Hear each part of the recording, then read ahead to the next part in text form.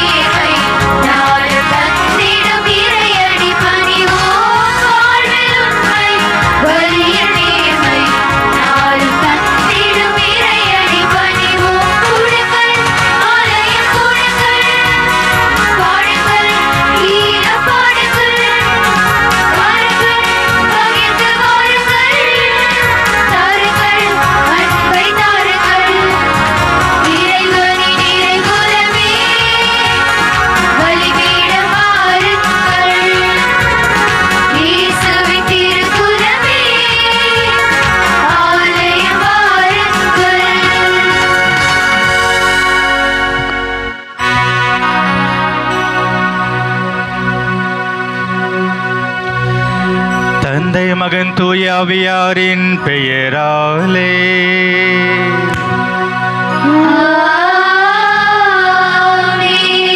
நம் ஆண்டவராகிய இயேசு கிறிஸ்துவின் அருளும் கடவுளின் அன்பும் தூய ஆவியாரின் நட்புறவும் உங்கள் அனைவரோடும் இருப்பதாக.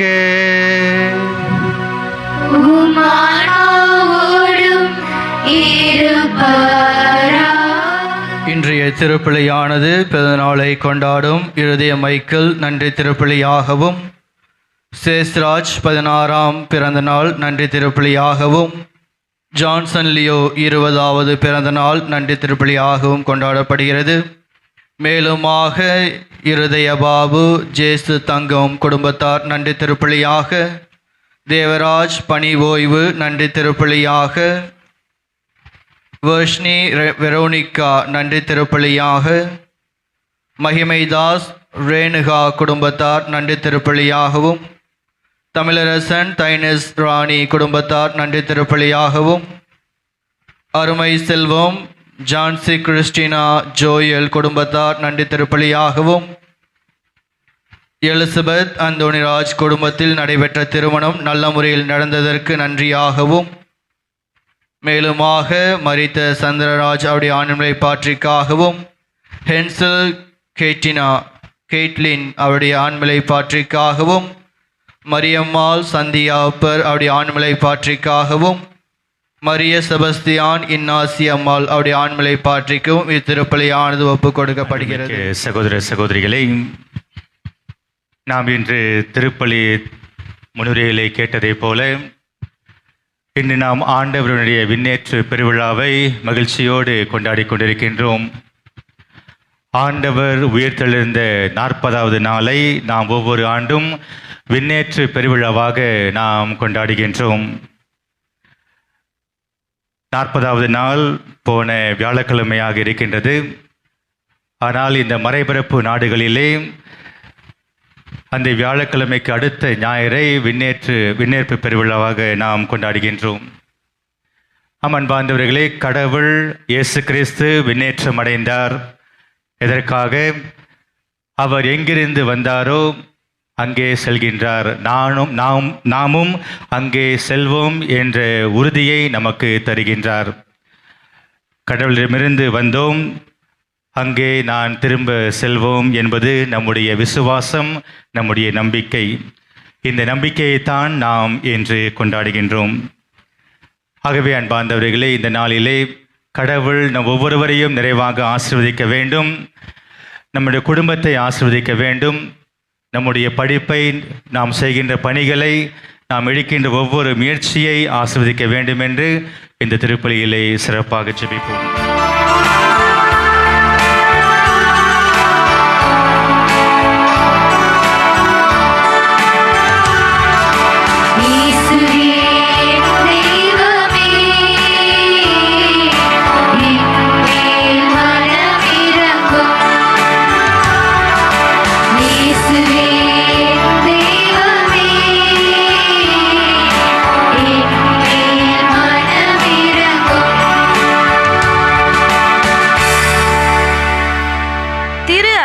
எங்களுக்காக கட்டி எழுப்பிய எம் இறைவா, நாங்கள் திருப்பலியின் மேன்மையை உணராமல், கடன் திரு நாட்களில் திருப்பலியில் முழுமையாக பங்கேற்காமல், திருப்பலியில் இருந்து கொண்டே நம் மனம் மற்றவற்றை சிந்தித்து கொண்டிருந்ததற்காகவும், ஓய்வு நாளை புனிதமாக பயன்படுத்த தவறிய தருணங்களுக்காக இறைவா எங்களை மன்னியும்.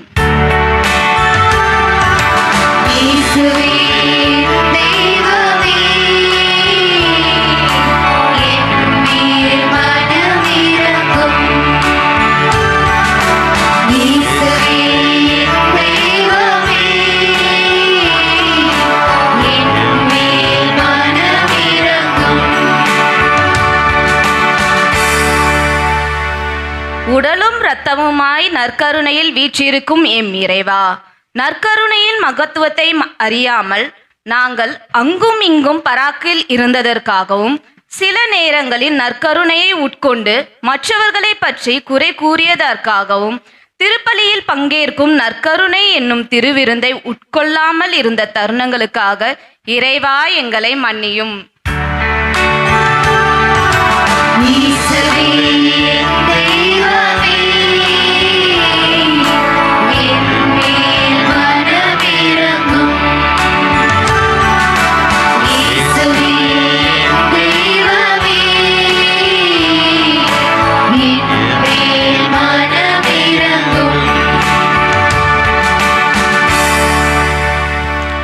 குடும்பங்களை உருவாக்கி காத்து வரும் எம் இறைவா, அப்படிப்பட்ட நல்ல குடும்பங்களை, நல்ல பெற்றோர்களை, நல்ல உறவுகளை எங்களுக்கு கொடுத்தும் அதன் மதிப்புகளை அறியாமல் உறவுகளிடம் அன்பு செய்ய மனமில்லாமல் வாழ்ந்து கொண்டிருக்கின்றோம். ஆலயத்தில் ஒரு முகமும் வெளியே ஒரு முகமும் இப்படிப்பட்ட பாவங்களுக்காகவும் எங்களுக்கு கொடுத்த பெற்றோர்களை நாங்கள் உதறி தள்ளிவிட்டு அன்பை மறந்த தருணங்களுக்காக இறைவா எங்களை மன்னியும்.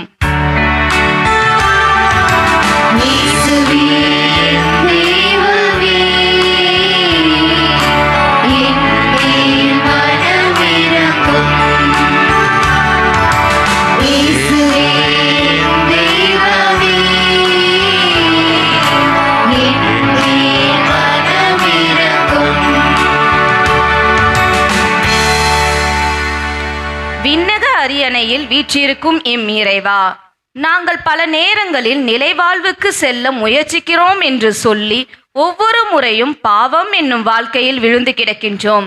நாங்கள் மனித பலவீனத்தினால் நிலைவாழ்வுக்கு செல்லும் பாதையில் செல்லாமல் இம்மண்ணுலக ஆசைகளுக்கு உட்பட்டு அதில்தான் நிம்மதி உள்ளது என்று பாவசேற்றிலே விழுந்து கிடக்கின்ற தருணங்களுக்காக இறைவா எங்களை மன்னியும்.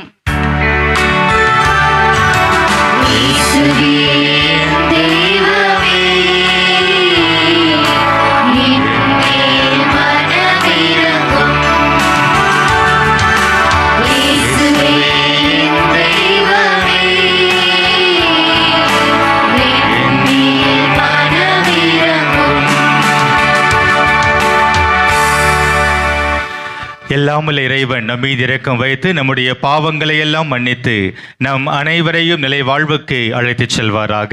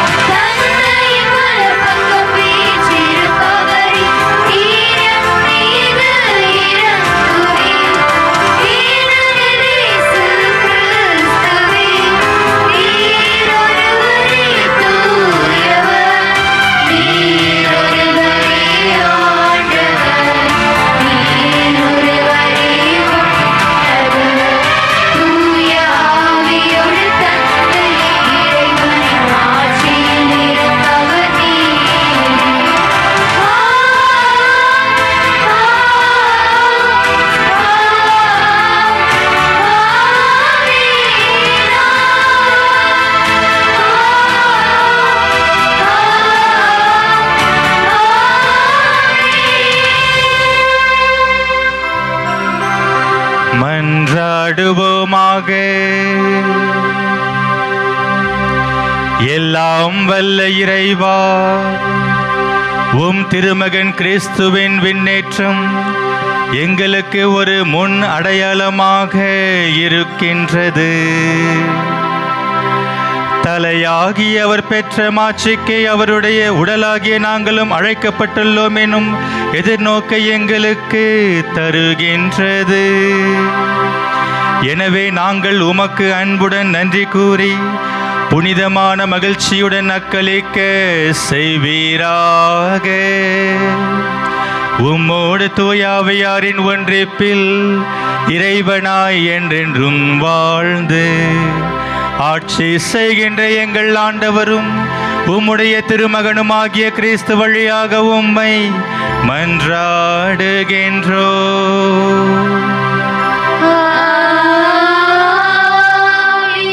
அன்பு இறை மக்களே, திருத்தூதர் பணிகள் நூலிலிருந்து வாசிக்கப்படும் இன்றைய முதல் வாசகம் இயேசுவின் விண்ணேற்ற நிகழ்வை எடுத்துரைக்கிறது.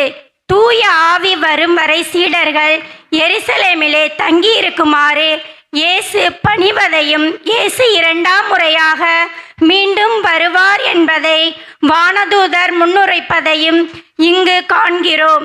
இயேசுவின் இரண்டாம் வருகைக்கு எப்பொழுதும் தயார் நிலையில் வாழும் வரை வேண்டி இந்த வாசகத்தை கவனமுடன் செவிமேற்போம். முதல் வாசகம். எங்கள் கண்கள் முன்பாக இயேசு மேலே எடுத்துக் கொள்ளப்பட்டார். திருத்தூதர் பணிகள் நூலிலிருந்து வாசகம். அதிகாரம் 1, இறை வார்த்தைகள் 1 முதல் 11 வரை. தேயோஃபில் அவர்களே, இயேசு தாம் தெரிந்து கொண்ட திருத்தூதர்களுக்கு அவர்கள் தூய ஆவியின் துணையோடு செய்ய வேண்டியவற்றை குறித்து அறிவுறுத்திய பின் விண்ணேற்றம் அடைந்தார்.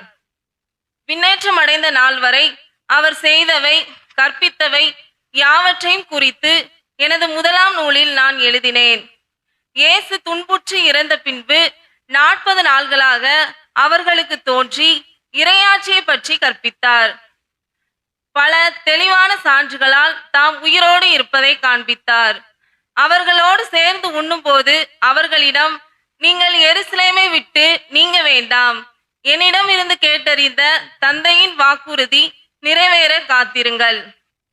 யோவான் தண்ணீரால் திருமுழுக்கு கொடுத்தார், நீங்களோ இன்னும் சில நாட்களில் தூய ஆவியால் திருமுழுக்கு பெறுவீர்கள் என்று கூறினார். பின்பு அங்கே கூடியிருந்தவர்கள் அவரிடம், ஆண்டவரே, இஸ்ரேலுக்கு ஆட்சி உரிமை மீண்டும் பெற்றுத்தரும் காலம் இதுதானோ என்று கேட்டார்கள். அதற்கு அவர், என் தந்தை தம் அதிகாரத்தால் குறித்து வைத்துள்ள நேரங்களையும் காலங்களையும் அறிவது உங்களுக்கு உரியது அல்ல. ஆனால் தூய ஆவி உங்களிடம் வரும்போது நீங்கள் கடவுளது வல்லமையை பெற்று எருசலேமிலும் யூதேயா சமாரியா முழுவதிலும் உலகின் கடையெல்லை வரைக்கும் எனக்கு சாட்சிகளாய் இருப்பீர்கள் என்றார். இவற்றை சொன்ன பின்பு அவர்கள் கண்கள் முன்பாக அவர் மேலே எடுத்து கொள்ளப்பட்டார். மேகம் ஒன்று அவரை எடுத்து சென்று அவர்கள் பார்வையிலிருந்து மறைந்து விட்டது. அவர் செல்லும் போது அவர்கள் வானத்தை அண்ணாந்து பார்த்து கொண்டே இருந்தார்கள். அப்போது வெண்ணுடை அணிந்த இருவர் தோன்றி, கலிலேயரே, நீங்கள் ஏன் வானத்தை அண்ணாந்து பார்த்து கொண்டே நிற்கிறீர்கள்? இந்த இயேசு உங்களிடம் இருந்து விண்ணேற்றம் அடைந்ததை கண்டீர்கள் அல்லவா? அவ்வாறே அவர் மீண்டும் வருவார் என்றனர். இது ஆண்டவர் வழங்கும் அருள்வாக்கு. இறைவனுக்கு நன்றி.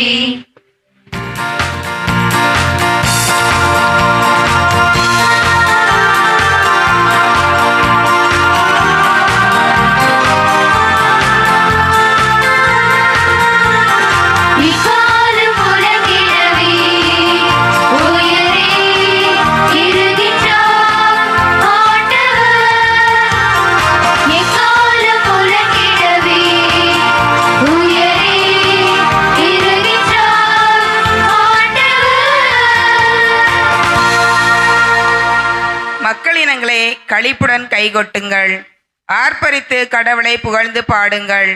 ஏனெனில் உன்னதராய ஆண்டவர் அஞ்சுதற்கு உரியதவர், உலகனைத்தையும் ஆளும் மாவேந்தர் அவரே. பல்லவி.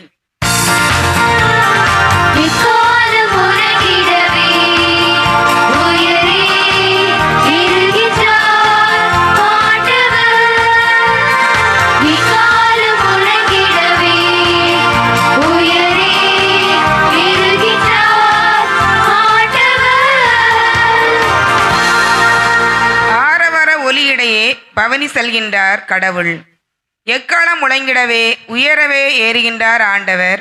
பாடுங்கள், கடவுளுக்கு புகழ் பாடுங்கள், பாடுங்கள், நம் அரசருக்கு புகழ் பாடுங்கள்.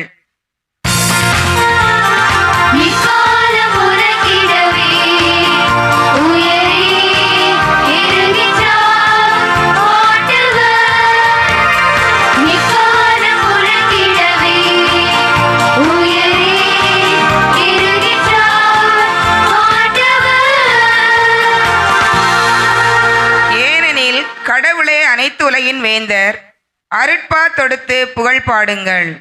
கடவுள் பிற இனத்தார் மீது ஆட்சி செய்கின்றார், அவர் தம் திரு அரியணையில் வீற்றிருக்கின்றார். பல்லவி.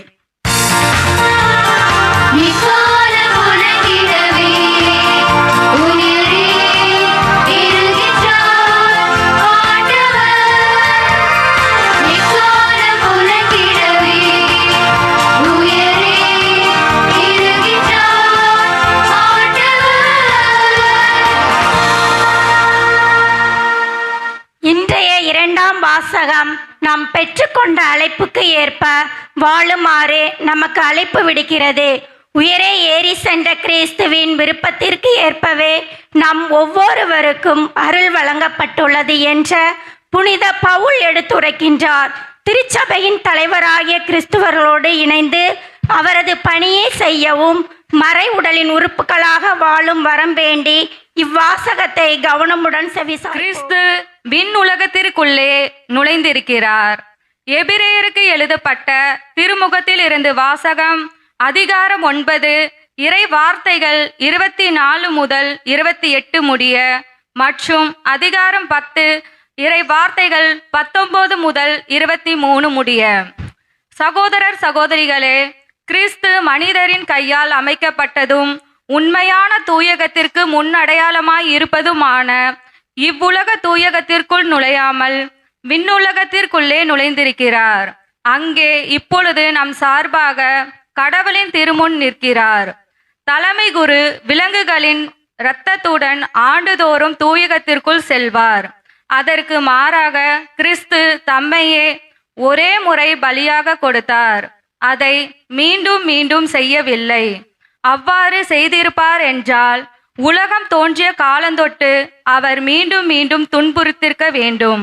அதற்கு மாறாக உலகம் முடியும் காலமான இப்பொழுது தம்மையே பலியாக கொடுத்து பாவங்களை போக்குவதற்காக ஒரே முறை உலகின் வெளிப்படுத்தப்பட்டார். மனிதர் ஒரே முறை சாவுக்கு உட்படுகின்றனர். பின்னர் இறுதி தீர்ப்பு வருகிறது. இதுவே அவர்களுக்கென உள்ள நியதி. அவ்வாறே கிறிஸ்துவும் பலரின் பாவங்களை போக்கும் பொருட்டு ஒரே முறை தம்மை தாமே பலியாக கொடுத்தார். அவர் மீண்டும் ஒரு முறை தோன்றுவார். ஆனால் பாவத்தின் பொருட்டு அல்ல, தமக்காக காத்திருப்பவர்களுக்கு மீட்பு அருளும் பொருட்டே தோன்றுவார். சகோதரர் சகோதரிகளே, இயேசுவின் உடலை கோவிலின் திரைசீலைக்கு ஒப்பிடலாம். இத்திரைசீலை வழியாக திரு தூயகத்திற்குள் நுழைய நமக்கு துணிவு உண்டு. ஏனெனில் அவர் இரத்தம் சிந்தி நமக்கென புதியதொரு வழியை திறந்து வைத்துள்ளார். இதுவே வாழ்வுக்கு அழைத்து செல்லும் வழி. மேலும் கடவுளுடைய இல்லத்தின் மீது அதிகாரம் பெற்ற பெரிய குரு ஒருவர் நமக்கு உண்டு. ஆதலால் தீய மனசாட்சியிலிருந்து விடுவிக்கப்பட்ட உள்ளமும் தூய நீரின் கழுவப்பட்ட உடலும் உடையவர்களாய் நேரிய உள்ளத்தோடும் மிக உறுதியான நம்பிக்கையோடும் அவரை அணுகி செல்வோமாக. நமக்கு வாக்களித்தவர் நம்பிக்கைக்கு உரியவர். இது ஆண்டவர் வழங்கும் அருள்வாக்கு. இறைவனுக்கு நன்றி.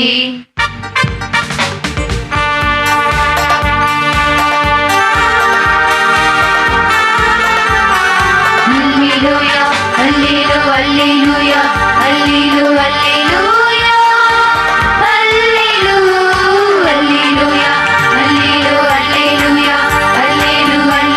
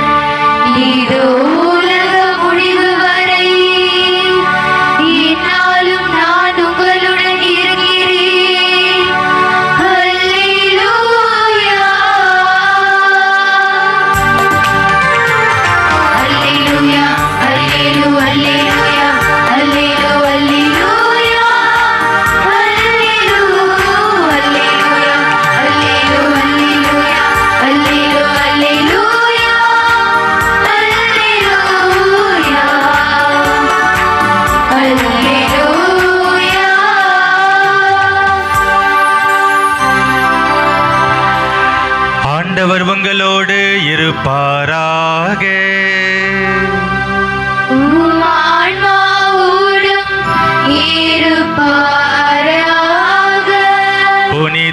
லூக்கா எழுதிய நற்செய்தியிலிருந்து வாசகம். ஆண்டவரே, ஆட்சி உமக்கே.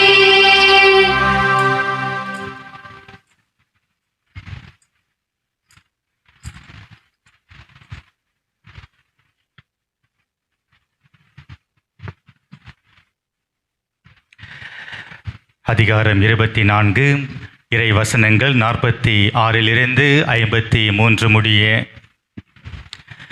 அக்காலத்தில் இயேசு தம் சீடர்களிடம், மெசியா துன்புற்று இறந்து 3ஆம் நாள் உயிர்த்தெழ வேண்டுமென்றும் பாவ மன்னிப்பு பெற மனம் மாறுங்கள் என எருசலேம் தொடங்கி அனைத்து நாடுகளிலும் அவருடைய பெயரால் பறைசாற்றப்பட வேண்டுமென்றும் எழுதியுள்ளது. இவற்றுக்கு நீங்கள் சாட்சிகள். இதோ என் தந்தை வாக்களித்த வல்லமையை நான் உங்களுக்கு அனுப்புகிறேன். நீங்கள் உன்னதத்திலிருந்து வரும் அந்த வல்லமையால் ஆட்கொள்ளப்படும் வரை இந்த நகரத்திலேயே இருங்கள் என்றார். பின்பு இயேசு பெத்தானியா வரை அவர்களை அழைத்து சென்று தம் கைகளை உயர்த்தி அவர்களுக்கு ஆசி வழங்கினார். அவர்களுக்கு ஆசி வழங்கி கொண்டிருந்த போதே அவர் அவர்களிடமிருந்து பிரிந்து விண்ணேற்றம் அடைந்தார். அவர்கள் அவரை வணங்கிவிட்டு பெருமகிழ்ச்சியோடு எருசலேம் திரும்பி சென்றார்கள். அவர்கள் கோவிலில் எப்போதும் கடவுளை போற்றியவாறு இருந்தார்கள். ஆண்டவரின் அருள்வாக்கு.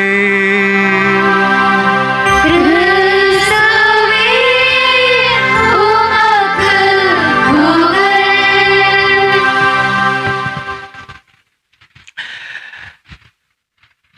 இயேசுவில் அன்புமிக்க சகோதர சகோதரிகளை, நீண்ட நெடிய நாட்களுக்கு பிறகு உங்களை சந்திப்பதில் மிகவும் மகிழ்ச்சி அடைகின்றேன். சில பேருக்கு என்ன தெரியும், பல பேருக்கு என்ன தெரியாது. நான் இந்த கோவிலிலே இருந்துதான் வந்திருக்கின்றேன். நெற்குண்டத்திலே பிறந்து இந்த கோவில் கூர கோயிலாக இருந்த பொழுது மற்றும் இந்த கோவிலை கட்டியதிலிருந்து இங்கு நாங்கள் வந்திருக்கின்றோம். இங்குதான் என்னுடைய முதல் குருத்துவ திருப்பலி நிறைவேறிற்று 2009. எங்களுடைய சொந்தக்காரர்கள் நிறைய பேர் இந்த கோவிலில் இருக்கின்றார்கள். இப்பொழுது நான் மும்பையிலே ஒரு கல்லூரியிலே பிரின்சிபலாக இருக்கின்றேன். கடந்த 6 ஆண்டுகளாக அங்கே தான் இருக்கின்றேன். ஆகவே நீண்ட நெடிய நாட்களுக்கு பிறகு உங்களை சந்திப்பதில் மிகவும் மகிழ்ச்சி அடைகின்றேன். அன்பார்ந்தவர்களே, இன்று நாம் ஆண்டவருடைய விண்ணேற்பு பெருவிழாவை மிகவும் மகிழ்ச்சியோடு கொண்டாடி கொண்டிருக்கின்றோம். ஆண்டவர் உயிர்த்தெழுந்த 40வது நாளை நாம் விண்ணேற்பு விழாவாக கொண்டாடி கொண்டிருக்கின்றோம். ஆண்டவர் விண்ணேற்றம் அடைந்தார். அன்னை மரியாளும் விண்ணகம் சென்றார். இதற்கு ஒரு சின்ன வித்தியாசம் இருக்கின்றது. அதாவது ஆண்டவர் விண்ணேற்றம் அடைந்தார் என்றால் தானாகவே யாருடைய உதவி இல்லாமலும் அவர் விண்ணகம் சென்றார். அன்னை மரியாள் அவளும் தன்னுடைய உடலால் விண்ணேற்றத்திற்கு எடுத்துச் செல்லப்பட்டாள். ஆகவேதான் நாம் இந்த திருவிழாவை கொண்டாடும் பொழுது ஆண்டவருடைய விண்ணேற்ற திருவிழாவை கொண்டாடுகின்றோம். ஆனால் அன்னை மரியாளின் திருவிழாவை கொண்டாடும் பொழுது ஆகஸ்ட் 14ஆம் தேதி அவளுடைய விண்ணேற்பு திருவிழாவை கொண்டாட இருக்கின்றோம். இந்த வித்தியாசம் நமக்கு தெரிந்திருக்கலாம், தெரியாமல் போயிருக்கலாம் அன்பார்ந்தவர்களே. ஆனால் இந்த ஆண்டவருடைய விண்ணேற்பு திருவிழா நம் அனைவருக்கும் மிகவும் மகிழ்ச்சியான ஒன்றதாக இருக்கின்றது. ஏனென்றால் கத்தோலிக்க திருச்சபையில் மட்டும்தான் நம்முடைய வாழ்க்கையை பற்றி மிகவும் அழகாக எடுத்துரைக்கின்றது. மற்ற சமயத்திலே அது இருக்கிறதா இல்லையா என்பது எனக்கு தெரியாது. ஆனால் கத்தோலிக்க திருச்சபையிலே ஒரு மனிதனின் வாழ்க்கை எவ்வாறு முறையாக இருக்க வேண்டும் என்பதை மிகவும் அழகாக எடுத்துரைக்கின்றது. அதாவது ஒவ்வொரு மனிதனும் கடவுளிடமிருந்து பிறக்கின்றான், விண்ணகத்திலிருந்து வருகின்றான். அதே போல ஒவ்வொரு மனிதனும் கடவுளிடத்திலே செல்கின்றான், விண்ணகத்திற்கே செல்கின்றான். ஆக கத்தோலிக்க திருச்சபையை பொறுத்தவரையிலே மனிதனின் வாழ்வு ஒரு முழுமையான வாழ்வாக இருக்கின்றது, ஒரு முறையான வாழ்வாக இருக்கின்றது, ஒரு அர்த்தமுள்ள வாழ்வாக இருக்கின்றது. இந்த ஒரு அர்த்தமுள்ள வாழ்வைத்தான் அன்பார்ந்தவர்களே இன்று நாம் நம்பிக்கையோடு கொண்டாடுகின்றோம், விசுவாசத்தோடு கொண்டாடுகின்றோம். ஆண்டவர் உயிரே சென்றார், விண்ணேற்றம் அடைந்தார் என்பது ஒரு நம்பிக்கை, ஒரு விசுவாசம், ஒரு மறைபொருள். இந்த மறைபொருளை நாம் நம்ப வேண்டும், இந்த மறைபொருளை நாம் கொண்டாட வேண்டும். இந்த மறைபொருளின் உட்கருத்தை நம்முடைய வாழ்க்கையிலே நாம் வாழ்வாக்கிக் கொள்ள வேண்டும். அதுதான் அன்பார்ந்தவர்களே இன்றைய நாளின் சிறப்பாக இருக்கின்றது. என்னை பொறுத்தவரையிலே இன்றைய நற்செய்தி மிகவும் ஒரு அர்த்தமுள்ள நற்செய்தியாக இருக்கிறது அன்பார்ந்தவர்களே. லூக்கா நற்செய்தி அதிகாரம் 24 இறைவசனங்கள் 46 53 முடிய. நீங்கள் வீட்டுக்கு செல்லும் பொழுது உங்களுக்கு எப்போ டைம் கிடைக்குதோ இந்த நற்செய்தியை படிக்குமாறு அன்போடு கேட்டுக்கொள்கின்றேன். லூக்கா நற்செய்தி 24ஆம் அதிகாரம் இறைவசனங்கள் 46 53 முடிய. இந்த நற்செய்தியிலே புனித லூக்கா மிகவும் அழகாக கடவுள் விண்ணேற்றம், இயேசு கிறிஸ்து விண்ணேற்றம் அடைவதற்கு முன்பாக தன்னுடைய சீடர்களுக்கு, தன்னுடைய மக்களுக்கு என்ன கூறினார் என்பதை அவர் மிகவும் அழகாக எடுத்துரைக்கின்றார். முதலாவதாக இயேசு கிறிஸ்து தன்னுடைய சீடர்களை பார்த்து கூறுகின்றார், மெசியா துன்புற்று இறந்து 3ஆம் நாள் உயிர்த்தெழ வேண்டும். இதுதான் அன்பார்ந்தவர்களே நற்செய்தியின் சாராம்சமாக இருக்கின்றது, விவிலியத்தின் சாராம்சமாக இருக்கின்றது. மெசியா அதாவது இயேசு கிறிஸ்து துன்புற வேண்டும், இறக்க வேண்டும், 3ஆம் நாள் உயிர்த்தெழ வேண்டும். இதுதான் நம்முடைய விசுவாசத்தின் அடித்தளமாக இருக்கின்றது. இதைத்தான் திருப்பலியின் மூலமாக நாம் கொண்டாடி கொண்டிருக்கின்றோம். இயேசுவின் பாடுகளை நாம் தியானிக்கின்றோம், இயேசுவின் இறப்பை நாம் அறிக்கையிடுகின்றோம், இயேசு உயிர்த்தெழுகின்றார் என்பதை நாம் விசுவசிக்கின்றோம். இதுதான் நம்முடைய கத்தோலிக்க திருச்சபையின் அடித்தளமாக இருக்கின்றது. ஆகவே இன்றைய நற்செய்தியிலே இயேசு கிறிஸ்து கூறுகின்றார், தன்னுடைய சீடர்களை பார்த்து கூறுகின்றார், நம்மையும் பார்த்து கூறுகின்றார், மெசியா துன்புற வேண்டும், மெசியா இறக்க வேண்டும், அதே மெசியா 3 நாள் கழித்து உயிர்த்தெழ வேண்டும். இதுதான் நம்முடைய விசுவாசம். ஆக நம்முடைய வாழ்க்கையிலே நாமும் அன்பார்ந்தவர்களே சில வேளைகளிலே துன்புறுத்தப்படுகின்றோம், துன்பத்தில் இருக்கின்றோம், வியாதியில் இருக்கின்றோம், பிரச்சனைகளில் இருக்கின்றோம். ஆகவே ஒரு விதத்திலே நம்முடைய வாழ்க்கையிலும் நாம் இந்த விசுவாசத்தை நம்முடைய வாழ்க்கையிலே கடைபிடிக்கின்றோம். இதைத்தான் நாம் இதை கொண்டாடுகின்றோம். எவ்வாறு மெசியா துன்புறுத்தப்பட்டாரோ, எவ்வாறு மெசியா இறந்தாரோ, எவ்வாறு மெசியா உயிர்த்தெழப்பட்டாரோ, அதே போல நாமும் நம்முடைய வாழ்க்கையிலே இந்த தருணங்களை நாம் கடந்து செல்ல வேண்டும். நம்முடைய வாழ்க்கை என்பது அன்பார்ந்தவர்களே கடல் அலையை போல. கடல் அலை சில நேரத்திலே உயரே இருக்கும், சில நேரத்திலே அது தாழ்ந்து இருக்கும். அதே போலத்தான் நம்முடைய வாழ்க்கையும். சில நேரத்திலே நம்ம மகிழ்ச்சியா இருப்போம், சந்தோஷமா இருப்போம், நம்ம நினைச்சது எல்லாம் நடக்குது என்று மிகவும் மகிழ்ச்சியாக சந்தோஷமாக இருப்போம். சில நேரங்களிலே அது தாழ்ந்து இருக்கும். மற்றவர்கள் நம்மளை ஏற்றுக்கொள்ள மாட்டார்கள், நம்ம நினைத்தது நடக்காம போயிடுது, நம்ம நினைச்ச வேலை கிடைக்கல, நம்ம நினைச்ச படிப்பு கிடைக்கல என்று ஒரு தாழ்ந்த நிலையில இருப்போம். அதுதான் அன்பார்ந்தவர்களே நாம் நம்முடைய வாழ்க்கையிலே சந்திக்கின்ற துன்பப்படுதல், இறக்கும் தருணம்.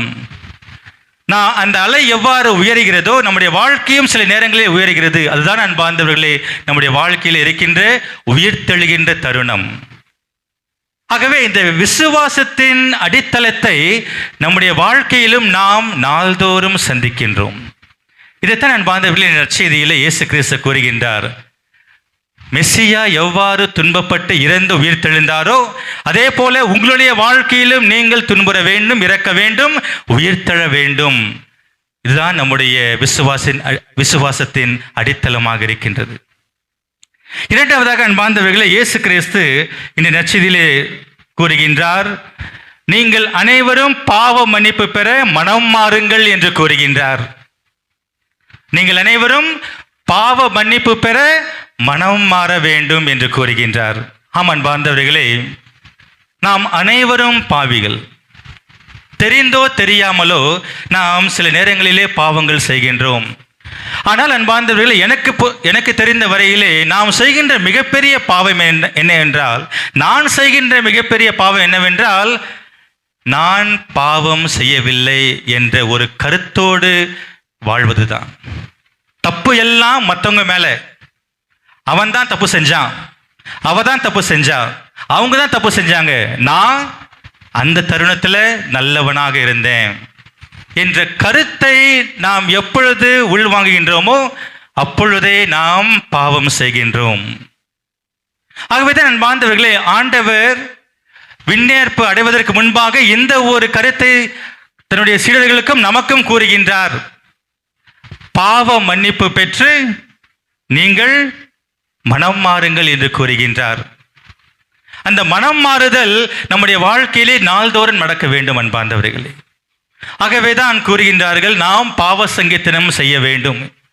எதற்காக பாவ சங்கீர்த்தனம் செய்ய வேண்டும்? நாம் தெரிந்தோ தெரியாமலோ சில நேரங்களில் பாவம் செய்கின்றோம். அதை கடவுளிடம் கூறும் பொழுது கடவுள் நம்மை ஆசீர்வதிப்பார். இந்த பாவ சங்கத்தின் மூலமாக அவர் நம்மை பிள்ளையாக்கிக் கொள்வார், அவர் நம்மை எடுத்துக்கொள்வார் என்பதின் விசுவாசத்தின் அடித்தளத்திலே நாம் பாவ சங்கீர்த்தனம் செய்ய வேண்டும். ஆக பாவ மன்னிப்பு பெற்று நீங்கள் மனம் மாறுங்கள் என்று இயேசு கூறுகின்றார். மனம் மாற்றம் என்பது ஒரு வாழ்க்கையிலே ஒரு தடவை வருவது அல்ல அன்பார்ந்தவர்களே. நாள்தோறும் அந்த மனமாற்றம் நடக்க வேண்டும், நாள்தோறும் அந்த மனமாற்றம் நடக்க வேண்டும். புனித பவுல் அவருடைய வாழ்க்கையிலே ஒரு மனமாற்றம் நடந்தது. சவுல் பவுலாக மாறினார். அந்த மனமாற்றம் நடந்த பிறகு அவர் வாழ்வது நான் அல்ல, இயேசுவே என்னோடு வாழ்கின்றார் என்று கூறினார். அத்தகைய மனமாற்றம் நம்முடைய வாழ்க்கையில் இருக்க வேண்டும். வாழ்வது நான் அல்ல, என்னிடத்திலே இயேசு கிறிஸ்து வாழ்கின்றார். நான் சொல்கின்ற ஒவ்வொரு சொல்லும் இயேசு கிறிஸ்துவால் வருகின்றது. நான் செய்கின்ற ஒவ்வொரு செயலும் இயேசு கிறிஸ்துவால் வருகின்றது. நான் சிந்திக்கின்ற ஒவ்வொரு சிந்தனையும் இயேசு கிறிஸ்துவால் வருகின்றது. அத்தகைய மனமாற்றத்தை நாம் பெற வேண்டும். அந்த மனப்பாற்றத்தை தான் இன்று நற்செய்தியில் இயேசு கிறிஸ்து கூறுகின்றார், நீங்கள் மனமாற்றம் பெற்று பாவ மன்னிப்பை பெற்று உங்களுடைய மனதை மாற்றிக்கொள்ளுங்கள் என்று கூறுகின்றார். அடுத்ததாக அன்பார்ந்தவர்களே, இயேசு கிறிஸ்து என்ன கூறுகிறார் என்றால், நீங்கள் உலகெல்லாம் சென்று நற்செய்தியை அறிவியுங்கள் என்று கூறுகின்றார். நாம் அனைவரும் ஞானஸ்தானம் பெற்ற நாம் அனைவரும் ஆண்டவருடைய சீடர்களாக இருக்கின்றோம். ஆண்டவருடைய சீடர்களாக இருக்கின்றோம், ஞானஸ்தானம் பெற்ற அனைவரும். ஆகவே நாம் அனைவரும் நற்செய்தியை பறைசாற்ற வேண்டும். ஆண்டவருடைய இரக்கத்தை நாம் மக்களுக்கு எடுத்துக் கூற வேண்டும். ஆண்டவருடைய அன்பை நாம் மக்களுக்கு எடுத்துக் கூற வேண்டும். ஆண்டவர் என்னுடைய வாழ்க்கையிலே எதை செய்தார் என்பதை மற்றவர்களுக்கு எடுத்துக் கூற வேண்டும். இதைத்தான் தொடக்க திருச்சபையிலே அப்போஸ்தலர்கள் செய்தார்கள். இதைத்தான் சீடர்கள் உலகெல்லாம் சென்று நற்செய்தியை அறிவித்தார்கள். அதே போல அன்பார்ந்தவர்களே, நம்முடைய வாழ்க்கை முறையிலே நாம் எந்த வேலையை செய்திருக்கலாம், அல்லது ஒரு பங்கில இருக்கலாம், அல்லது குடும்பத்தில் இருக்கலாம், அல்லது ஒரு இன்ஸ்டிடியூட்டில் இருக்கலாம், என்ன வேலையை நாம் செய்தாலும் நம்முடைய வாழ்வு ஒரு நற்செய்தியின் வாழ்வாக இருக்க வேண்டும் அன்பார்ந்தவர்களே. இதைத்தான் இயேசு கிறிஸ்து இந்த நற்செய்தியிலே கூறுகின்றார். நீங்கள் அனைவரும் உலகெல்லாம் சென்று நற்செய்தியை அறிவியுங்கள். புனித லூக்கா மிகவும் அழகாக கூறுவார், எருசலேம், யூதேயா மற்றும் உலகில் உள்ள எல்லை வரை சென்று நற்செய்தியை கூறுங்கள் என்று புனித லூக்கா மிகவும் அழகாக கூறுவார். இதைத்தான் இயேசு என்று கூறுகின்றார். நற்செய்தி என்பது ஏதோ விவிலியத்தை படித்து அதை மற்றவர்களுக்கு கூறுவதல்ல அன்பார்ந்தவர்களே. அது மட்டுமல்ல, நம்முடைய வாழ்க்கை ஒரு நற்செய்தியாக இருக்க வேண்டும்.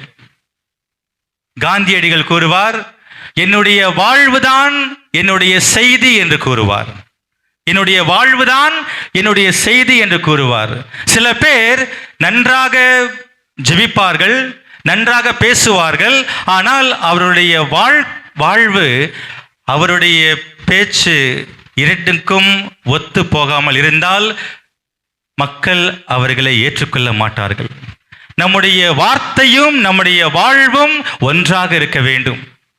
அப்படி இல்லை என்றால் அன்பார்ந்தவர்களே, மற்றவர்கள் நம்மை ஏற்றுக்கொள்ள மாட்டார்கள். இவர் பேசுவான் ஆனால் செயலிலே செய்ய மாட்டான் என்று கூறுவார்கள். இதுதான் உண்மையான நற்செய்தி. நற்செய்தி என்பது என்னுடைய வாழ்விலே நான் இயேசுவை தாங்குகின்றேன், இயேசுவை பறைசாற்றுகின்றேன் என்று என்னுடைய செயல்கள் அதை சொல்ல வேண்டும். செயல்களின் மூலமாக நான் நற்செய்தியை பரப்ப வேண்டும். இதைத்தான் இயேசு கிறிஸ்து இந்த நற்செய்தியிலே கூறுகின்றார். நீங்கள் உலகெல்லாம் சென்று நற்செய்தியை பறைசாற்றுங்கள் என்று கூறுகின்றார்.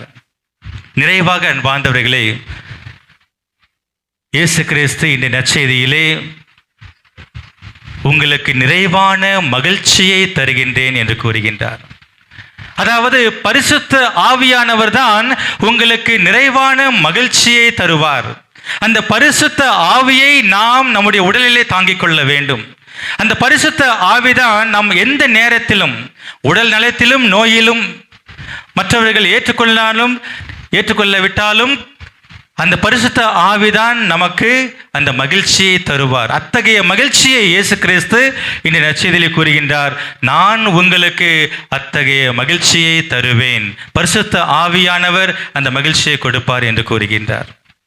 ஆகவே அன்பார்ந்தவர்களே, இன்றைய ஆண்டவரின் விண்ணேற்பு திருவிழா நமக்கு இந்த ஒரு மிகவும் அழகான அர்த்தத்தை தருகின்றது.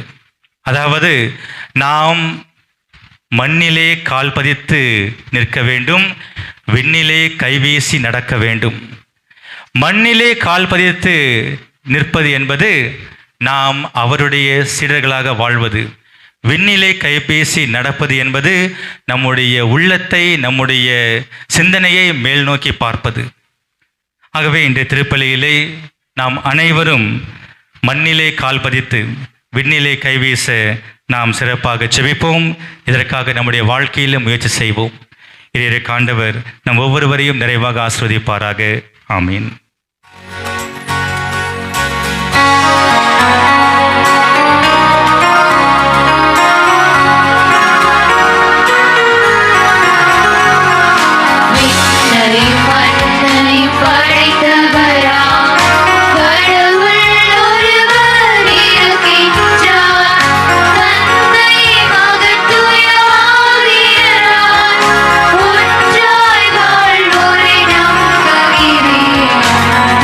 Yeah.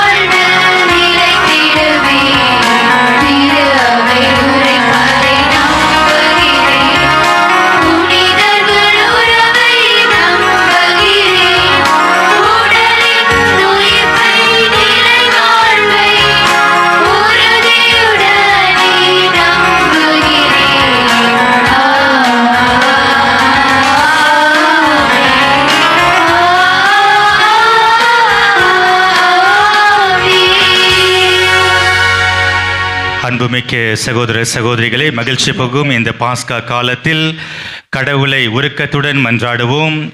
அதனால் தம்முடைய அன்பு திருமகனின் வேண்டுதல்களையும் மன்றாட்டுக்களையும் கனிவாய் கேட்டுள்ளது போல நம்முடைய தாழ்நிலையும் கண்ணோக்க அருள் புரிவீராக.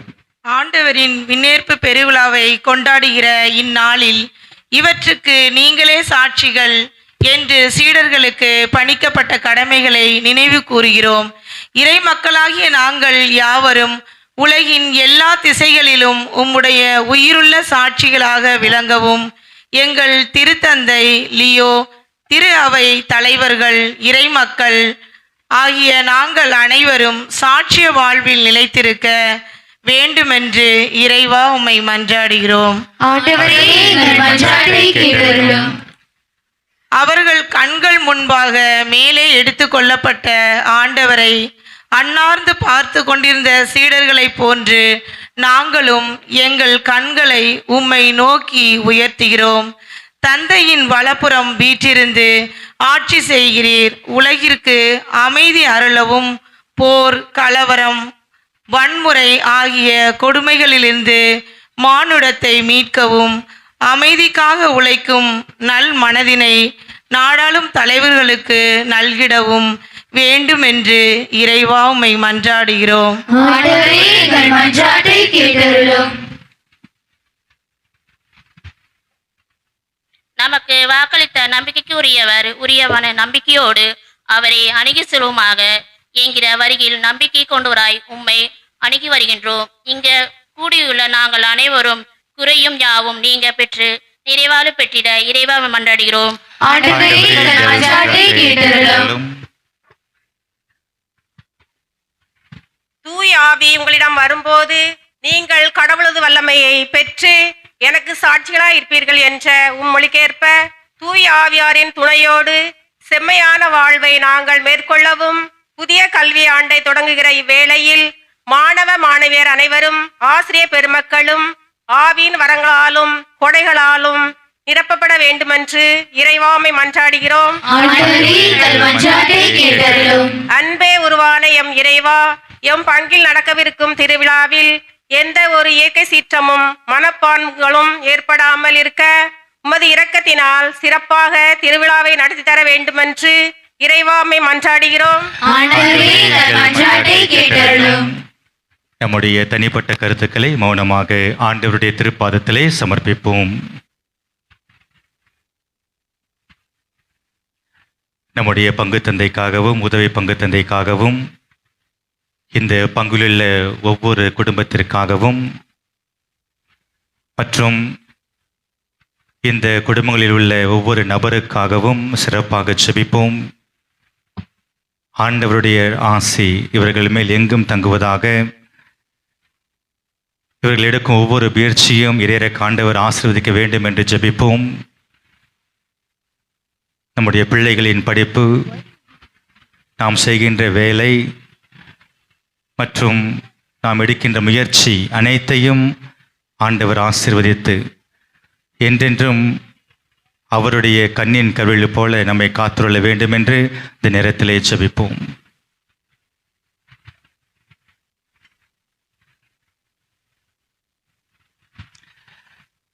இரக்கமே உருவான ஆண்டவரே, சிறு பிள்ளைக்குரிய விசுவாசத்தோடு உம்முடைய திருப்பாதத்திலே சமர்ப்பித்துள்ள எங்களுடைய மன்றாட்டுக்களை கனிவாய் செவி சாய்த்தரலும். இவையெல்லாம் உமது சித்தமானால் நிறைவற்றையெல்லாம் ஆசீர்வதித்து எங்களுடைய வாழ்க்கையிலே அருள வேண்டும் என்று எங்கள் ஆண்டவராகிய கிறிஸ்து வழியாக உம்மை மன்றாடுகிறோம். ஆமென்.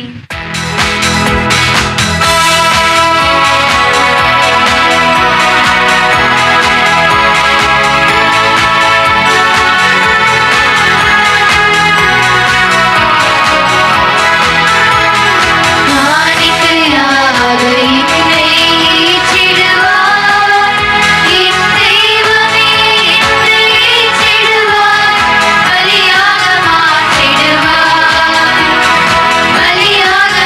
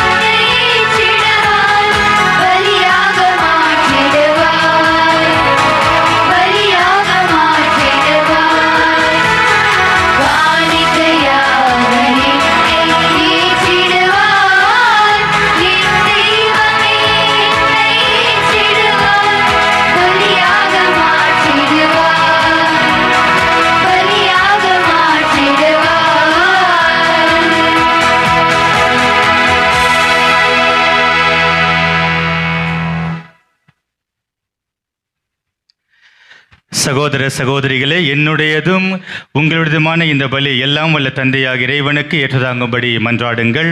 ஆண்டவர் தம் திருப்பெயரின் புகழ்ச்சிக்காகவும் ஆட்சிக்காகவும் நமது நன்மைக்காகவும் புனித திருவின் அனைத்து நலன்களுக்காகவும் உமது கையிலிருந்து பலியை ஏற்றுக்கொள்வாராக. இரக்கமே உருவான ஆண்டவரே, திருமகனின் வணக்கத்துக்கு உரிய விண்ணேற்றத்தை முன்னிட்டு நாங்கள் தாழ்மையுடன் இந்த காணிக்கைகளை திருமுன் கொண்டு வந்துள்ளோம். இவ்வாறு இந்த புனிதமிக்க பரிமாற்றத்தினால் நாங்களும் விண்ணகத்துக்கு உரியவற்றையே நாட அருள் புரிவீராக. எங்கள் ஆண்டவராகிய கிறிஸ்து வழியாக உம்மை மன்றாடுகின்றோம்.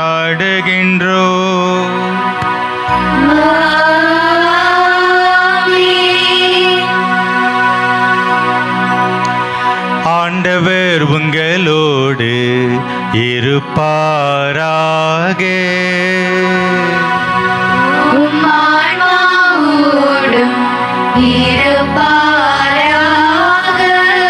இதயங்களை மேலே எழுப்புங்கள்.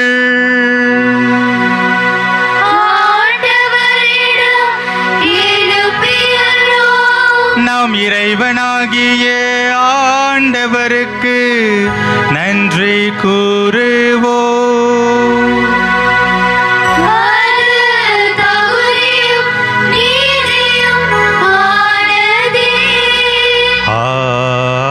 ஆண்டவரே, தூயவரான தந்தையே, என்றும் உள்ள எல்லாம் வல்ல இறைவா, என்னாலும் எவ்விடத்திலும் நாங்கள் உமக்கு நன்றி செலுத்துவது மெய்யாகவே தகுதியும் நீதியும் ஆகும். எங்கள் கடமையும் மீட்புக்கு உரிய செயலுமாகும். ஏனெனில் ஆண்டவராகிய இயேசு மாட்சியின் மன்னர், பாவத்தின் மீதும் சாவின் மீதும் வெற்றி கொண்டவர், வான தூதர் வியப்புற இன்று வானங்களின் உச்சிக்கு ஏறி சென்றார். கடவுளையும் மனிதரையும் இணைப்பவரும் உலகிற்கு தீர்ப்பிடுகிறவரும் ஆற்றல் மிக்க அணிகளின் ஆண்டவரும் அவரே. இவ்வாறு அவர் சென்றது எங்கள் தாழ் நிலையிலிருந்து விலகி செல்வதற்காக அன்று, மாறாக எங்கள் தலைவரும் முதல்வருமாகிய அவர் முன் சென்ற அவ்விடத்திற்கு அவர் தம் உறுப்பினர்களாகிய நாங்களும் அவரை பின்தொடர்வோம் என நம்பிக்கை கொள்வதற்காகவே. ஆகவே பாஸ்கா மகிழ்ச்சி பொங்க அனைத்துலகின் மாந்தரும் அனைவரும் மக்களுக்கின்றனர். அவ்வாறே ஆற்றல் மிக்கோரும் அதிகாரம் கொண்ட தூதர்களும் உமது மாட்சிமையை புகழ்ந்து பாடி முடிவின்றி பாடுவதாவது: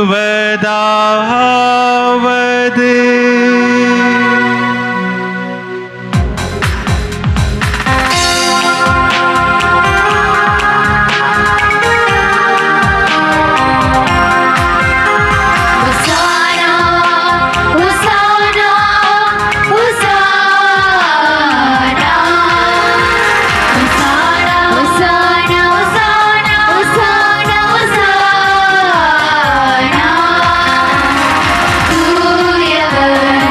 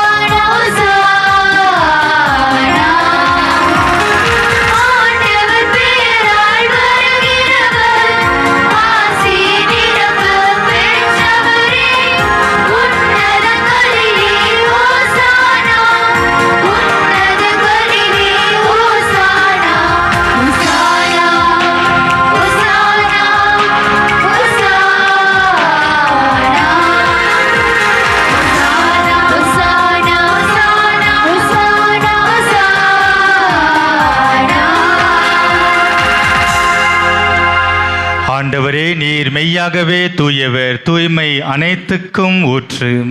ஆகவே உம்முடைய ஆவியை பொழிந்து இந்த காணிக்கைகளை தூய்மைப்படுத்த உம்மை வேண்டுகிறோம். இவ்வாறு எங்கள் ஆண்டவர் இயேசு கிறிஸ்துவின் உடலும் இரத்தமுமாக எங்களுக்கு இவை மாறுவனவாக.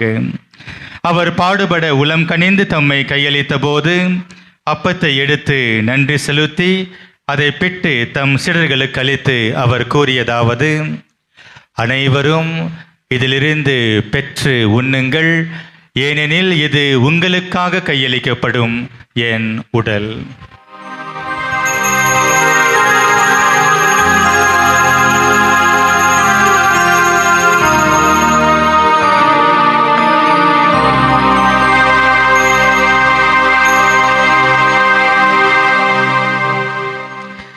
அவ்வண்ணமே இரவு விருந்தை அருந்திய பின் கிண்ணத்தையும் எடுத்து மீண்டும் உமக்கு நன்றி கூறி தம் சீடர்களுக்கு அளித்து அவர் கூறியதாவது: அனைவரும் இதிலிருந்து பெற்று பருகுங்கள், ஏனெனில் இது புதிய நிலையான உடன்படிக்கைக்கு உரிய என் இரத்தத்தின் கிண்ணம்.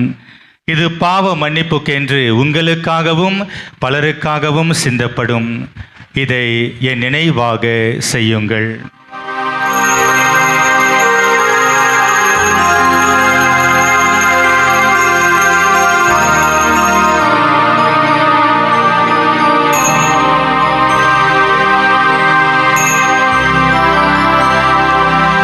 நம்பிக்கையின் மறைபொருள்.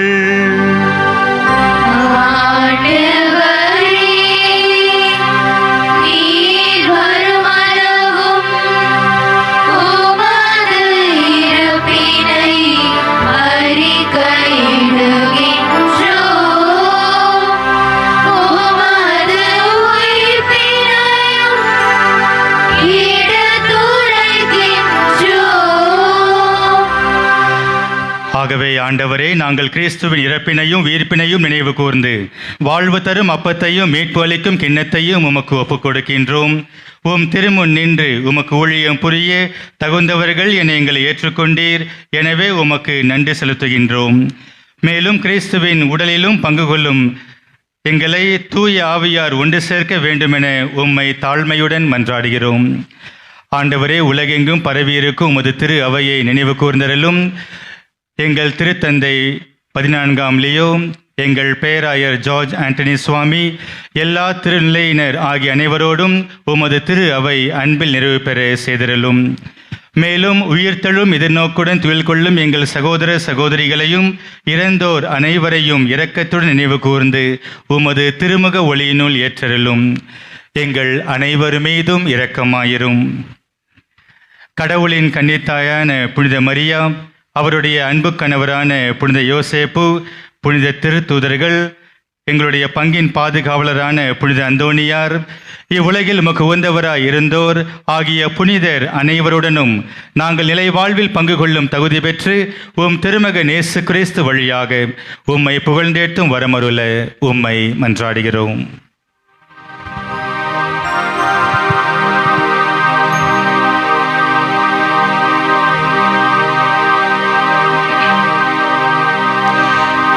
இவர் வழியாக இவரோடு இவரில்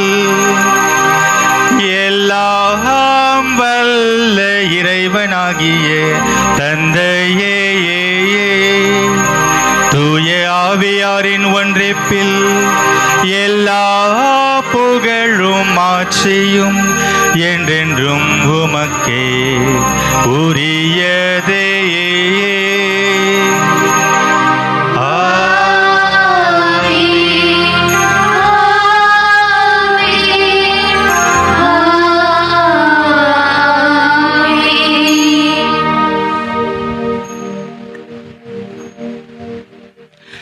மீட்பரின் கட்டளையால் கற்பிக்கப்பட்டு இறை படிப்பினையால் பயிற்சி பெற்று நாம் துணிந்து பாடுவோம். விண்ணுலகத்தில் இருக்கிற எங்கள் தந்தையே,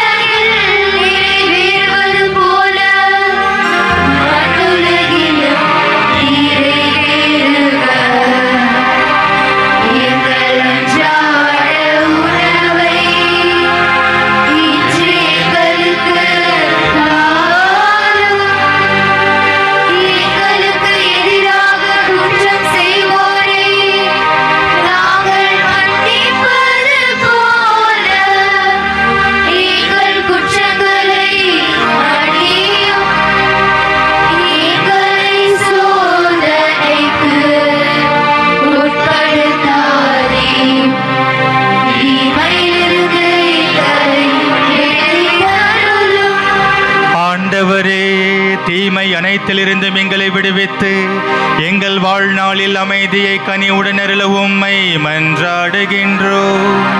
உமது இரக்கத்தின் உதவியால் நாங்கள் பாவத்திலிருந்து எப்போதும் விடுதலை பெற்று யாதொரு கலக்கமுமின்றி நலமாயிருப்போமாக. நாங்கள் எதிர்நோக்கியிருக்கும் பேரின்பத்திற்காகவும் எம் மீட்பராகிய இயேசு கிறிஸ்துவின் வருகைக்காகவும் காத்திருக்கின்றோம்.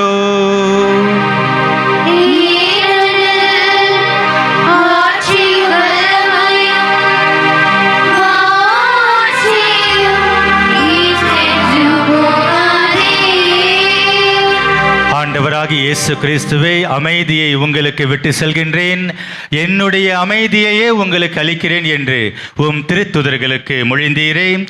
எங்களுடைய பாவங்களை பாராமல் உமது திரு அவையின் நம்பிக்கையை கண்ணோக்கி உமது திருவுளத்திற்கு ஏற்ப அதற்கு அமைதியையும் ஒற்றுமையையும் அளித்தருள்வீராக. என்றென்றும் வாழ்ந்து ஆட்சி செய்கின்றவர் நீரே. ஆமென். ஆண்டவருடைய அமைதி உங்களோடு என்றும் இருப்பதாக.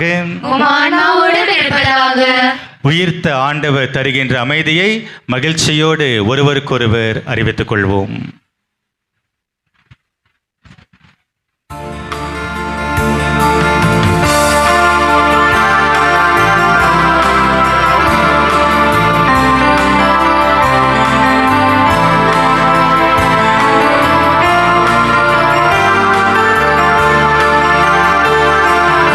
உலகின் பாவம் போக்கும் இறைவனின் செம்மறியே, எம்மேல் இரக்கமையும்.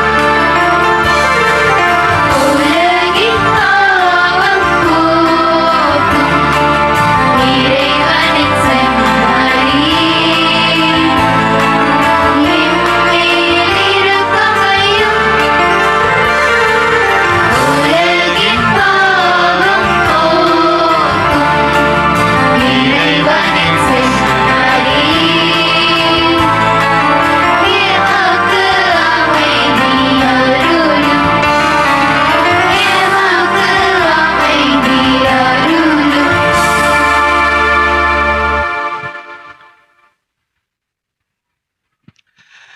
இதோ இறைவனின் செம்மறி, இவரே நம்முடைய பாவங்களையும் பலவீனங்களையும் போக்கும் இரக்கத்தின் ஆண்டவர்.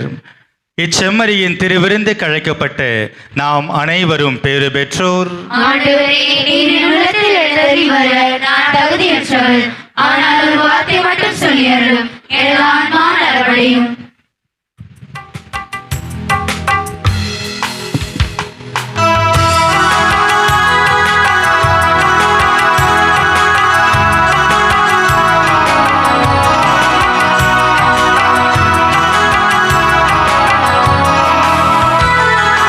உயிரின் உயிர் இறைவா, உணவின் வடிவில் வருவாய்.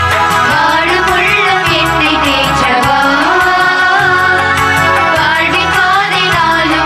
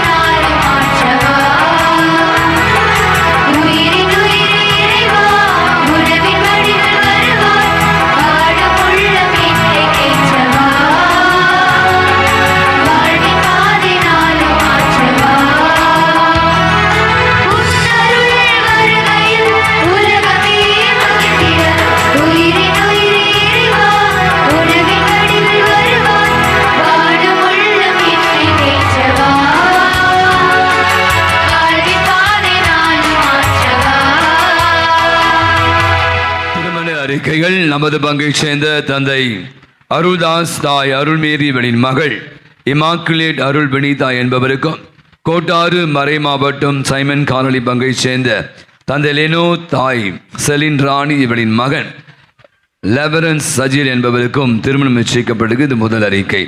இத்திருமணம் ஏதேனும் தடை இருப்பதாக தெரிய வந்தால் பங்கு தந்தைக்கு அறிவிக்க வேண்டியது உங்களுடைய கடமை. அன்புகளே, இன்று நாம் ஆண்டவருடைய விண்ணேற்பு பெருவிழாவை கொண்டாடி மகிழ்கிறோம்.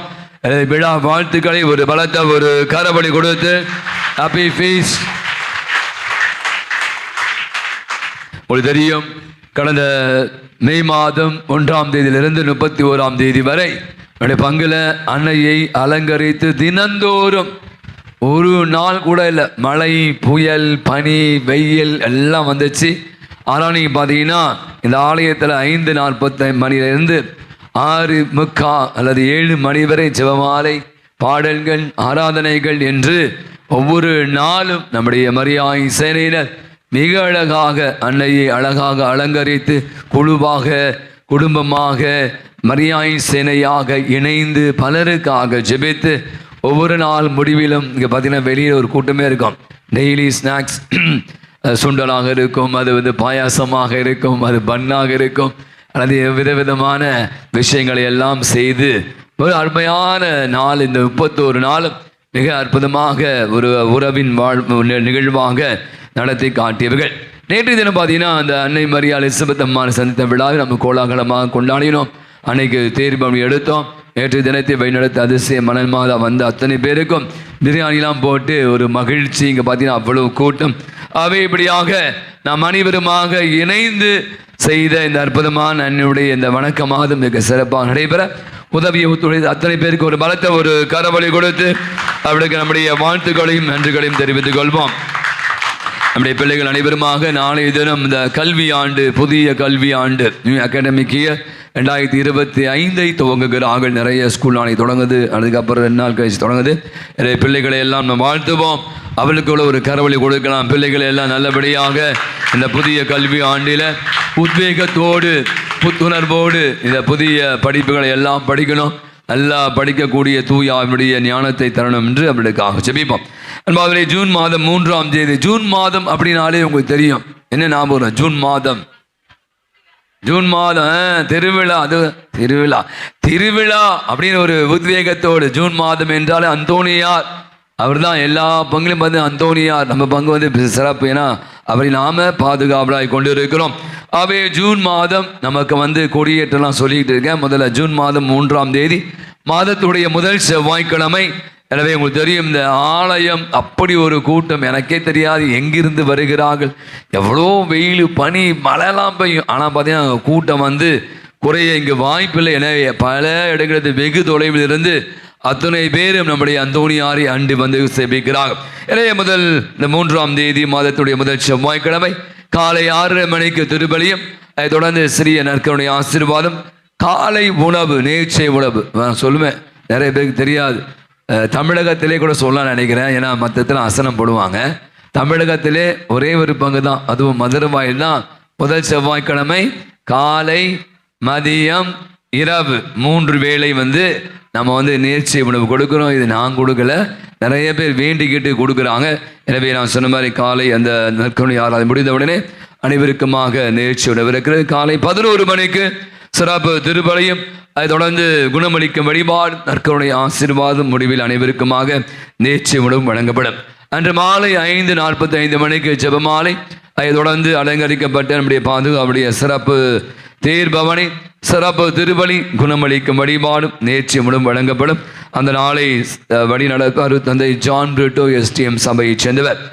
ஏன் இது சொல்கிறேன் அப்படின்னா, நம்மவர்கள் அதிகமான வருவீங்க தெரியும். ஏன்னா ஸ்கூல்லாம் தொடங்கிச்சு, சாமி நிறைய வேலை இருக்குது அப்படிலாம் சொல்லுவீங்க.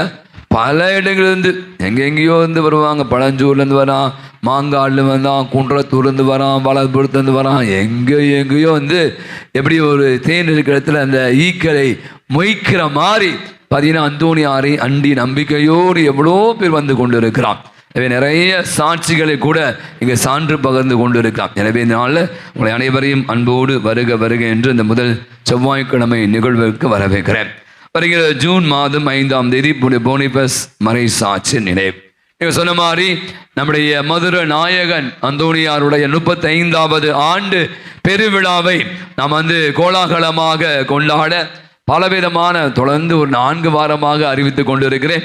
எனவே நம்முடைய பங்கினுடைய இந்த 35வது ஆண்டு பங்கு பெருவிழா 6ஆம் தேதி இந்த மாதம் வருகின்ற வெள்ளிக்கிழமை, மாதத்துடைய முதல் வெள்ளிக்கிழமை அன்று கோலாகலமாக திருக்கொடி ஏற்றத்தோடு துவங்க இருக்கிறது. எனவே நான் மீண்டுமாக சொல்வதுதான், பல வேலைகள் இருந்தாலும் பரவாயில்ல, நேரத்தோடு நீங்கள் இந்த திருநிகழ்விலே 10 நாட்களும் தவறாமல் கலந்து கொள்ள வேண்டும். அன்று மாலை 5:45 மணிக்கு, 6ஆம் தேதி சொல்றேன், 5:45 மணிக்கு ஜெபமாலை ஜெபிக்கப்படும். அதை தொடர்ந்து திருக்கொடி பவனியானது நடைபெறும். ஒவ்வொரு நாளும் கடந்த ஆண்டை போல நாம் நம்முடைய பாதுகாவுடைய தேரை, சின்ன தேர் ரெடி பண்ணுவோம். தேர் பவனியும் நடைபெறும்.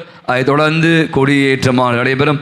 தொடர்ந்து நமக்கு சிறப்பு திருப்பலி, அதை தொடர்ந்து இலக்கணுடைய ஆசீர்வாதத்தோடு அந்த நாள் நிறைவடையும். இந்த வருடம் பார்த்தீங்கன்னா நான் சொல்கிறேன், எனக்கு தெரியல, 8 நாயக்கன் பற்றி அவங்க சொல்லமா நான் சொன்ன பேர், பட் நான் சொல்கிறேன், அவங்க வந்து இருக்கிற அத்தனை பேரும் இந்த கொடியேற்றம் அன்று வருகிற அத்தனை பேருக்கும் நாங்கள் பிரியாணி தான் போடுவோம் அப்படின்னு என்கிட்ட வம்பு கட்டி கொண்டு இருக்கிறார். எனவே கொடியேற்றத்தன்றும் கூட உங்களுக்கான விருந்தானது ஏற்பாடு செய்யப்பட்டிருக்கிற சாப்பாடுக்காக சொல்ல எல்லாம் அவங்க வந்து வேண்டிக்காங்க. அந்தோனியார்ட்ட நிறைய நன்மைகளை பெற்றுக்கொண்டார்கள். அதனுடைய வெளிப்பாடு தான் இந்த நேர்ச்சை உணவு சாப்பாடாக போட்டுருக்கான் அப்படிலாம் இல்லை. வேண்டிக் கொண்டது கிடைத்த நன்மைகளுக்கு நம்முடைய பாதுகாவல் வழியாக அன்றைய நாளை அவர்கள் சிறப்பிக்கிறார்கள். எனவே சொன்ன மாதிரி 10 நாட்கள் நோட்டீஸ் எல்லாம் வந்திருக்கும். அன்பிய பொறுப்பாக உங்களை சந்தித்திருப்பான்னு நினைக்கிறேன். அவை மீண்டுமாக நான் சொல்வது, திருவிழா சிறப்பாக நடைபெற நீங்கள் தொடர்ந்து நான் ஒன்று தான் சொல்ல, ஜெபிக்க வேண்டும். எந்த விதமான இயற்கை சீற்றங்கள், எந்த விதமான குறைபாடுகள் இல்லாமல் கொடியேற்றத்திலிருந்து அந்த நாள் நிறைவடையும் வரை, அதாவது நான் சொல்லுதுன்னா திருவிழா நிறைவு பெறுகிற அந்த 15ஆம் தேதி அசன விழா முடியும் வரை எந்த விதமான குறைபாடும் இல்லாமல் நாம் அனைவருமாக இணைந்து ஒரே குடும்பமாக நமது விழா, நமது குடும்ப விழா, நமது குடும்ப விழா, நமது பங்கு விழா என்ற உள்ளுணர்வோடு இந்த விழாவிலே பங்கேற்க உங்களை அன்போடு அழைக்கிறேன். சொன்ன மாதிரி ஒவ்வொரு நாளும் மத்தியில் நிறைய குருக்கள், 4, 5 மொத்தம் கணக்கு பண்ணி பார்த்தா 40 குருக்கள்கிட்ட வருவான்னு நினைக்கிறேன். அவை மீண்டுமாக ஒவ்வொரு நாளும் வழிபாடுகளை ஏற்பாடு செய்திருக்கிறோம். தயாரான நிலையில் இருக்கிறது. இந்த திருப்பலி முடிந்தவுடன் உங்களுக்கு தெரியும், குழுக்கள் இருக்கிறீர்கள், மண்டலங்கள் இருக்கிறீர்கள், அன்பியங்கள் இருக்கிறீர்கள், இயக்கங்கள்லாம் இருக்கீங்க. ஒவ்வொரு உங்களுக்கு தெரியும், இந்த வழிபாடு மிக முக்கியம். எனவே வழிபாட்டுக்கான அத்தனை விதமான தயாரிப்பை செய்துட்டோம். எனவே இந்த திருப்பலி முடிந்த அன்பிய ஒருங்கிணைப்பை பங்கு பேரவை அந்த அன்பிய பொறுப்பாளர்கள் தயவுசெய்து சந்திங்க. யாராருக்கு எப்போ என்னென்ன மாதிரியான விஷயங்கள் இருப்பது என்பதை அவங்க முன்கூட்டி சொல்லுவாங்க. முடிந்த அளவு அதிகமான பங்கேற்பு இருக்கணும், அதான் நான் விரும்புவது. எனவே பார்த்தீங்கன்னா கொடியேற்றம் அன்னைக்கு பார்த்தா செம கூட்டம் இருக்கும். அப்புறம் கூட்டம் எப்போ வரும்? தேர் திருவிழாவுக்கு வருவாங்க. அதுக்கப்புறம் அசன விழா பாருங்க, கூட்டமா அள்ளும். அப்படி இல்லை, மீண்டுமாக இது நமது விழா.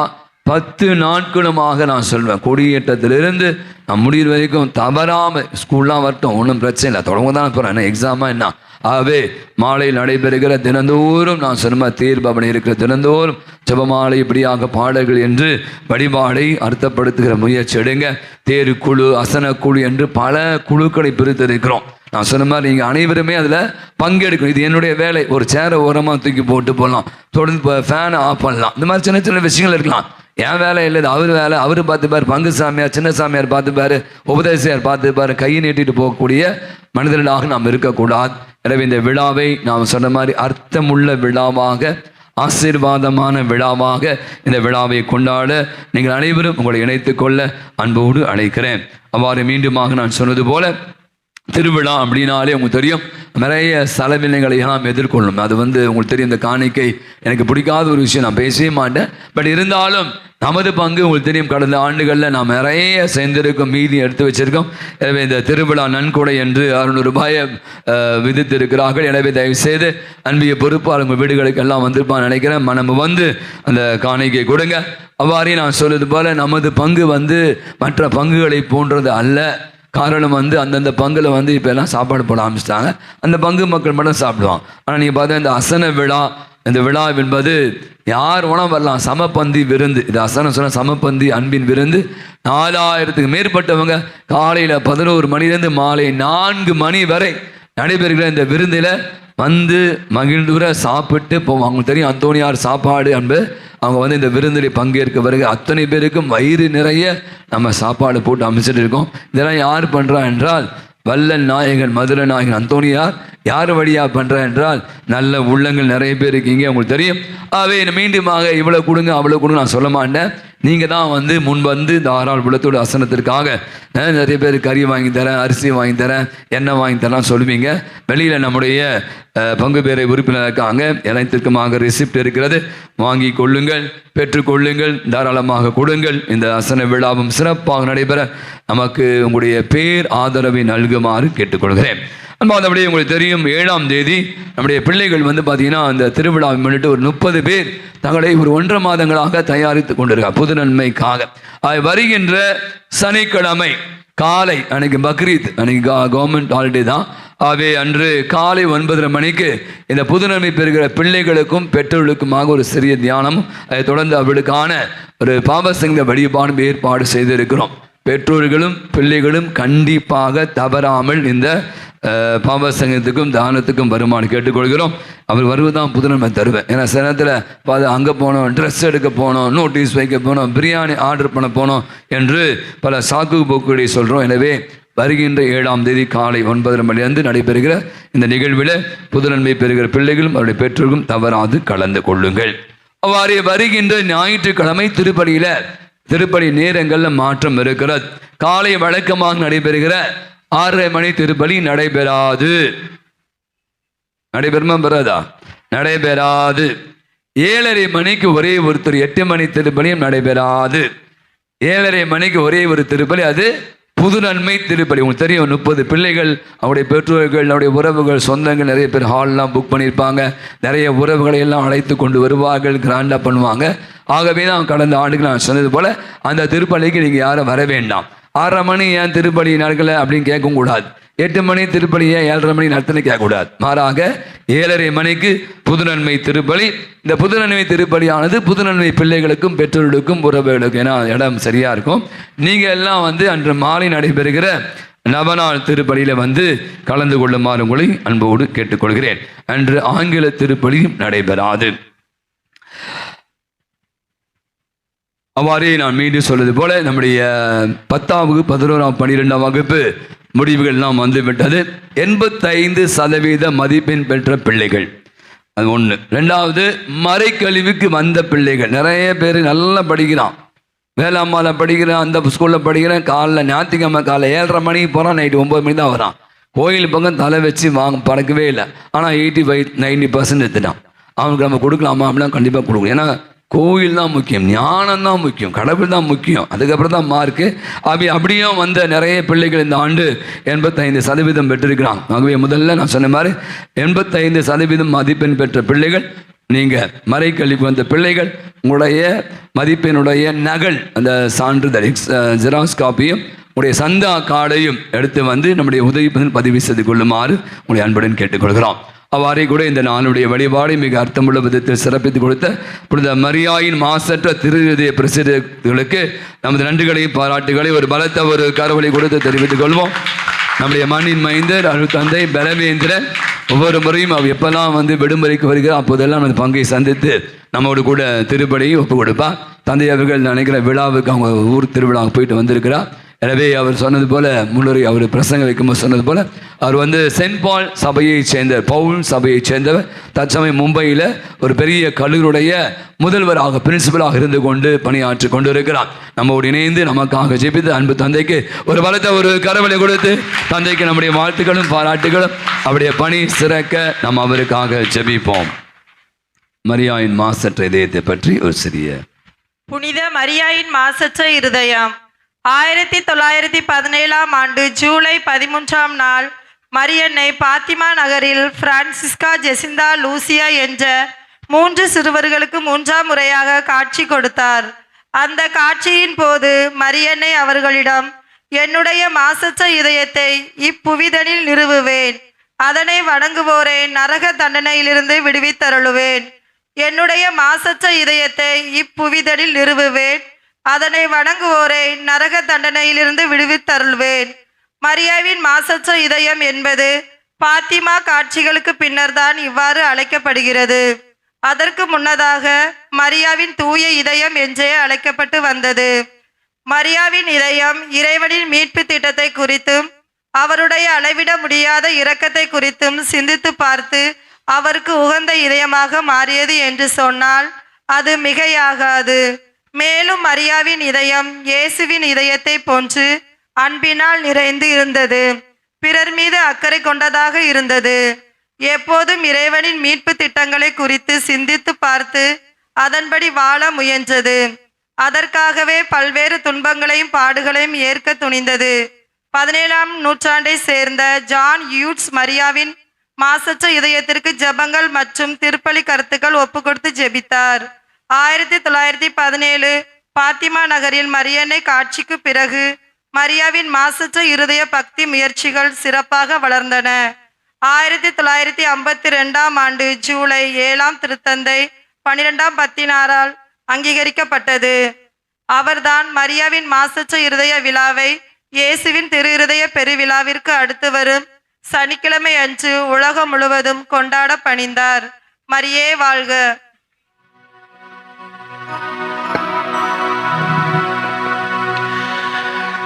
அன்பார்ந்தவர்களே, உங்களோடு உங்களுக்காக இந்த திருப்பலியை நிறைவேற்றுவதிலே எனக்கு மிகவும் மகிழ்ச்சி. இந்த திருப்பலியிலே உங்கள் அனைவருக்காகவும் நாம் சிறப்பாக ஜெபித்தேன். நீங்களும் எனக்காக ஜெபிக்குமாறு உங்களை அன்போடு கேட்டுக்கொள்கின்றேன். இந்த மகிழ்ச்சிக்கு காரணமாக இருந்தவர் நம்முடைய பாசமிகு பங்கு தந்தை அருட்தந்தை ஆண்ட்ரே டோம்னிக் அவர்கள். நேற்றுதான் அவரிடம் கேட்டேன், நான் திருப்பலிக்கு இங்கு வர வேண்டும் என்று. அவர் மகிழ்ச்சியோடு வா என்று கூறினார். அவருக்கு என்னுடைய மனமார்ந்த நன்றியை தெரிவித்துக் கொள்கின்றேன்.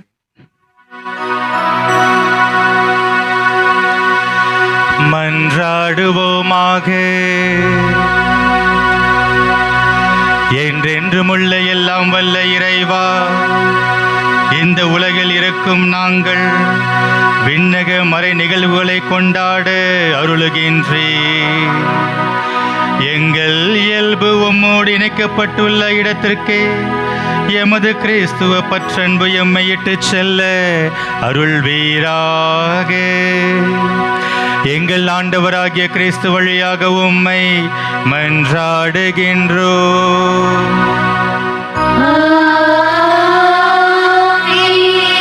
ஆண்டவர் உங்களோடு இருப்பாராக.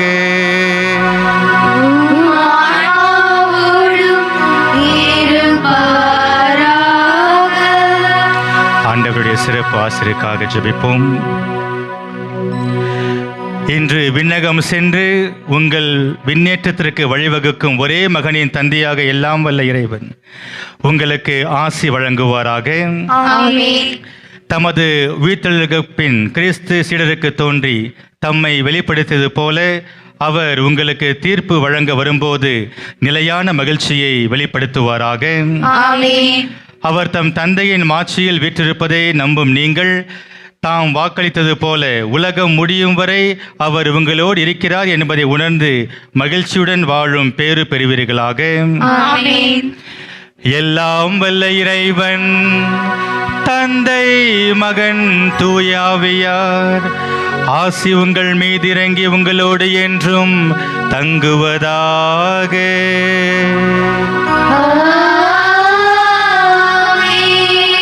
இறையன்பிலும் பிறரன்பிலும் வாழ சென்று வாழுங்கள். திருப்பலி நிறைவேறிற்று.